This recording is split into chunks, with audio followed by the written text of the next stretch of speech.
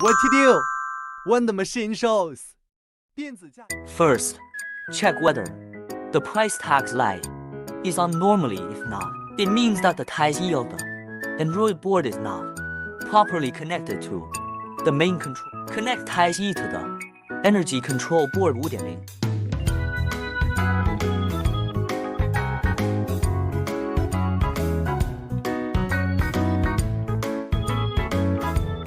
And restart the Android board. Second, the light of the price tags are not on. Check whether the main wire of the main control board is loose. Third, the main control board is not working. You can unplug the power cord and restart it to see if the light flashes. If it flashes 3 times, it proves that the control board is good. Otherwise, the control